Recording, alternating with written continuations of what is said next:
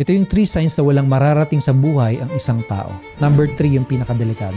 May ibang tao kala nila wala silang mararating kasi wala silang opportunity, wala silang connection, wala silang swerte. Pero kadalasan, hindi naman yun yung problema. Kasi sa tao pa rin nakadepende yung mararating nila. Kahit may magandang opportunity, kung sila mismo ang sumasabotahe sa sarili nila, wala talaga mangyayari. Di ko alam kung ikaw to, o kung may kakilala kang ganito, matagal na sa trabaho, matagal na sa negosyo, matagal nang gustong umasenso, may malaking pangarap. Pero kung hindi mo alam bakit hanggang ngayon walang nagbabago at stuck ka pa rin, baka ito yung problema. Baka hindi dahil wala kang potential, baka may ugali ka lang na kailangan mong ayusin. Ito yung 3 signs na walang mararating sa buhay ang isang tao. Number 1, kapag mahilig silang magpalusot o magbigay ng excuse. Lagi silang may dahilan kung bakit hindi nila kaya. Lagi nilang sinasabi, ay wala akong time, wala akong pera, hindi ako marunong, hindi ako confident, hindi pa ako ready. Number 2, kapag mahilig silang manisi. Ang may kasalanan kung bakit hindi sila umaasenso dahil sa magulang, gobyerno, ekonomiya, yung boss nila,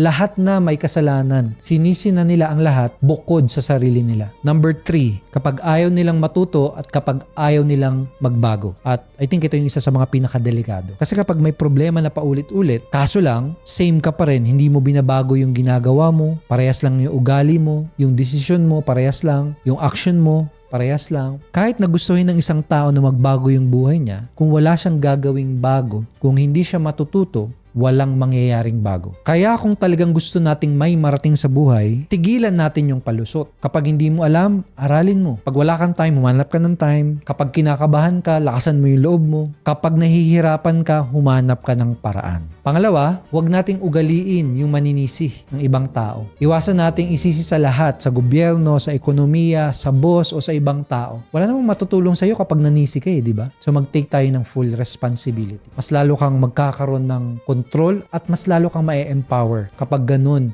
yung naging mindset mo. Kapag sinabi mo sa sarili mo na buhay ko to, ako yung may control ng future ko. Pangatlo, dapat lagi tayong willing matuto. Dapat hindi dumating yung point na sasabihin mo, alam ko na yan magaling na ako, alam ko na lahat. Kasi kapag dumating ka na sa ganung point, pag sinasabi mo na alam ko na yan, doon nahihinto yung pag-grow mo. Kapag hindi ka na nag-grow, doon ka na mai-stuck. So kung meron ka nitong 3 sign na to, hindi ibig sabihin na wala ka nang pwedeng gawin tungkol sa mga ito, no? Ang importante, makita mo kung meron ka nitong mga to. Makita mo kung ikaw ba yung mismo pumipigil sa pag-asenso mo, sa sarili mo. Kasi kapag nakita mo na to, nagkaroon ka ng awareness na meron ka nitong mga ugali, itong mga signs na to, pwede mo na siyang ayusin. So pwede kang matuto, pwede kang magbago, at pwede mong ilagay sa kamay mo yung future mo, yung pag-asenso mo. So may kakilala ka bang meron itong 3 signs na ito? Share mo tong video na to para makita nila.